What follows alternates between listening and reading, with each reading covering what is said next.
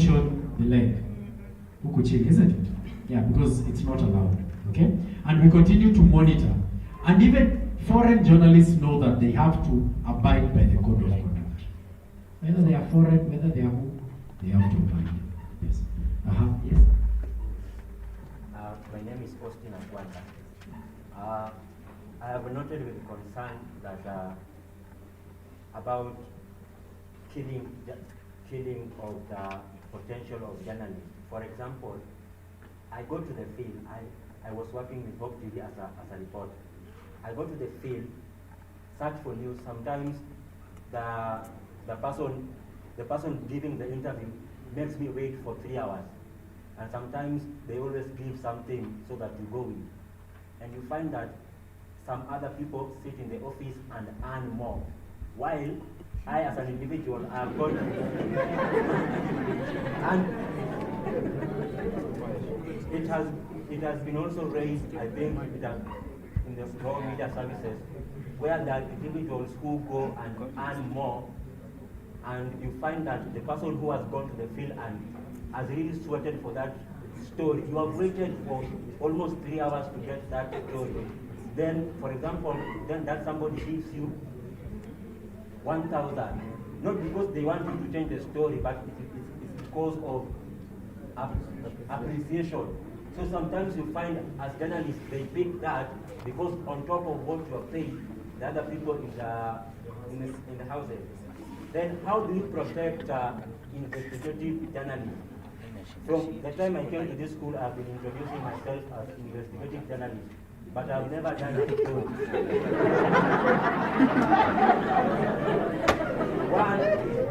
One because there are people who follow the stories that you do, either through writing. For example, there was a story about Moi University the other day. You are not allowed to publish or do a story. How do you protect me as a journalist? And lastly, you will find that do we have a future in the media? We see people changing from one media station to the other, and the same people. Somebody is going to KTN, tomorrow K24, tomorrow Switch TV. And what about us? Good. Let me start with the last one. There is space. You see, with the digital migration, when the migration happened, platforms were created, enough platforms were created. We no longer have just those main stations, K24, KTN, Citizen. We have countless media stations. Some even run on vernacular language. Okay? And I normally tell my students, and there are few that actually heeded to what I told them. Do not rush okay, it's good to have ambitions, but believe you me, and I'll tell you this one without fear of contradiction, at times when you go to these big media houses that have established persons, when you go there, either you will cook tea, ama utakuwa messenger. This one I'm telling you, and I'm not scaring you. But when you go to these small media houses, you have a chance to grow yourself. Now from there, you'll be able to propel yourself up. Okay? Start small. It's never bad to start small. Start somewhere. Someone will come for you there. Just create a niche for yourself. Okay? About remuneration, well, the council does not deal with issues of remuneration. Those ones fall specifically under an umbrella called the Kenya Union of Journalists, because that one is in charge of welfare issues. The only thing we do, we normally give it support. We support their working. So journalists that normally have issues about remuneration, the union that I was previously working with normally takes up the matter and looks to it. Okay? That concern has been there. Okay? Someone is getting this figure and this one is not getting this. Okay? The third one, investigative pieces, we have, and the council continues, even some of the stories that, it's only that, let me not say it because I'm not sure, but most of the stories that were done last year, that some were even investigating, they were actually funded by the council. Okay? We support, because we are out to improve journalism. Our theme says that we need to promote media freedom and responsible journalism. Okay? And investigative journalism falls under that. Okay? We do as much as possible to support it. Okay? A quick one, there was a hand here. Let They named me Amon. I have this question with regard to photos. At times, I'm a practicing journalist. At times you have this story which will be validated by a photo. But then the photo is not so graphic, but the photo is of maybe, let's talk about a prominent person.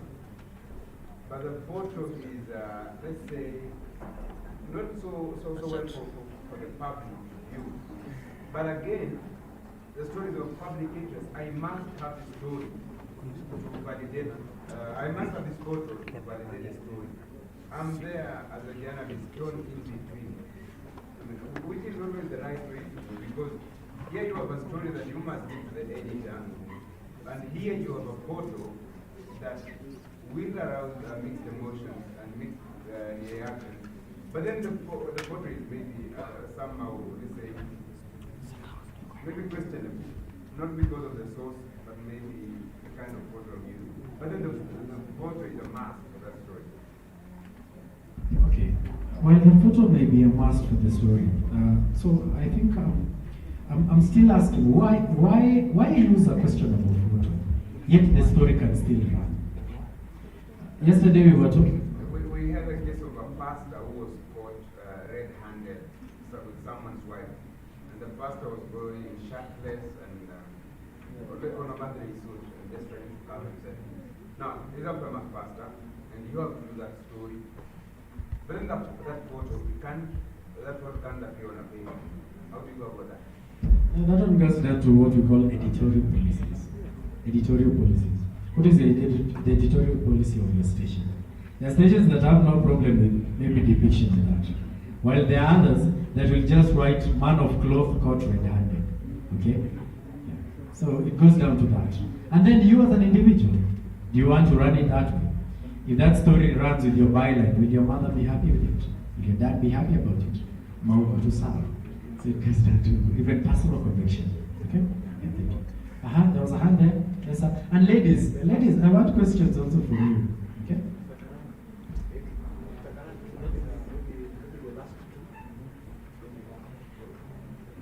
Okay. So the last two, yes, sir.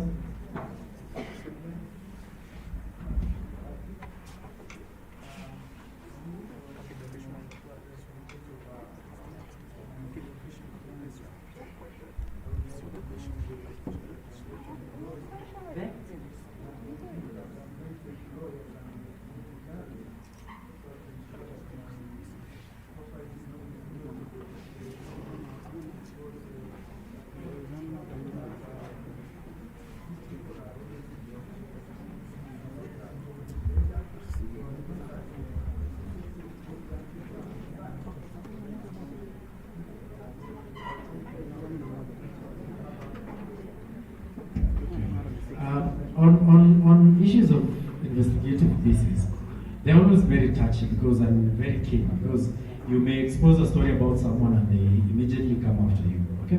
So before you do a story, always consult with your editor. Because at times you'll do a story and it may be factual, but the power that maybe you're trying to hit has enough leaks, and you know how our country works. Okay? So you'll be slapped by something like a defamation suit that will close your media house. Okay? So before you do a story, always consult with your editor. Ask them, how safe am I? Because you know it is the station that should give you the first protection. That is why KTN, when it was investing in the Paruanjas and others, they had enough capital to fly off Muhammad Ali from the country after a story is done. Okay? Yeah, thank you. Two. So one here and one. Okay. Quick ones, please. Well, the media has an when this stood, it appears to be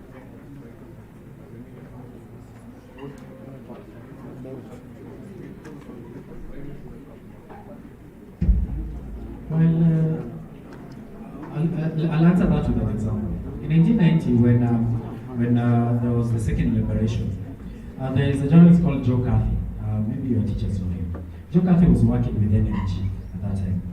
And he wanted to do a story that was negative, not negatively, but would touch on the government itself. So, in between when he was still doing preparing the story, word came to State House that that story wants to be done. State House made a call to nation through Lord Aga Khan and saying that we have heard there is a story that wants to be done and we don't want that story. Aga Khan reached out to Joe Cathy and told him that I have been told there is a story you want to do about that will touch the government. I don't want you to do that story, but I want you to remember the term of contract that you signed. So Joe Cathy went back and asked, what were the terms of my contract? The terms of my contract say that never miss a big story. Okay. So never miss a big story. But nimeambiwa don't write this story. I sign check. Ameniambia don't do this story. But pia ameniambia remember the contract, the terms of my contract. So what did Joe Cathy do? He did the story because sasa alisema wacha nichunge huko and then tajichunga huko nje. Okay? So at times it comes down to that. Okay? While the council may not have direct affairs into the working of media houses, because that's why they have HR policies and editorial policies. What they're doing there is their own business. But when now it touches on issues of media freedom and responsibility of journalists, now that's where we're coming. Okay? Thank you. Quick ones, please. Does the Media Council of Kenya register production companies which do adverts, commercial adverts?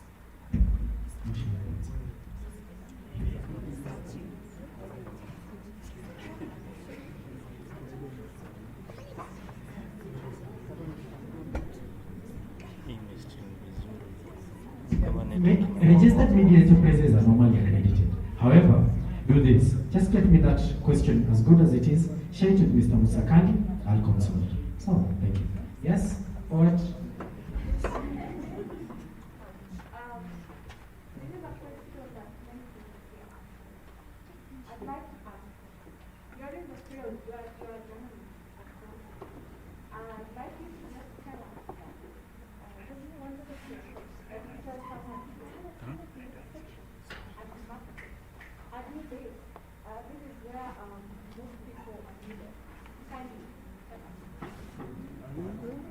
I've gotten to secrets now. Well, you see in here we have engineers, we have who. I may not tell you, I don't have secrets for all of them, okay? And you know they say a secret is only between two people if one is dead, okay? So, I think all professions are marketable. It gets down to how do you package yourself, okay? If you're a journalist, we have enough journalists, isn't it? But how will you package yourself to stand aside from others, okay? There are some people in here who are taking pictures.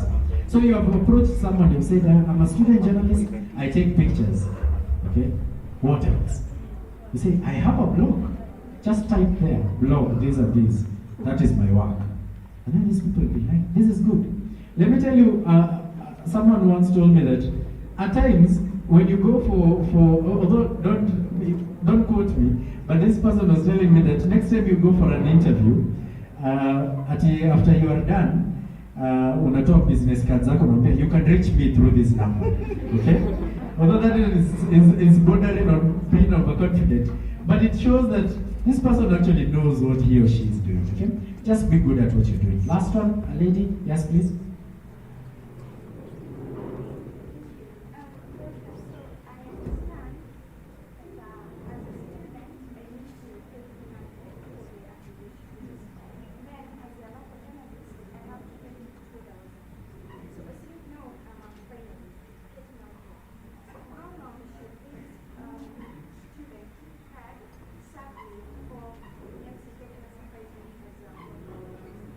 Good question. So what happens, right now we'll give you a card as a student, okay? Then when you graduate, now that one shows that you're through with campus, isn't it?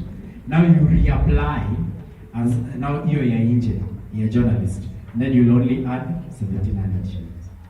Okay. Aye. Final one, nikipeana microphone. Yes.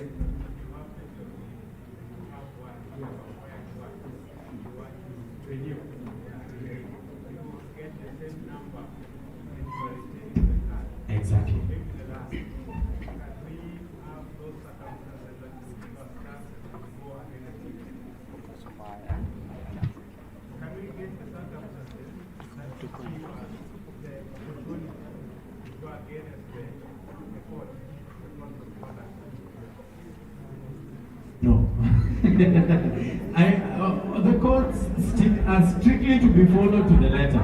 You know, even the Bible does not say, do not kill, but ukikoserisha, uone kabisa hafai kukua, cheza kama wewe. It's been fun, it's been fine, we'll be in touch.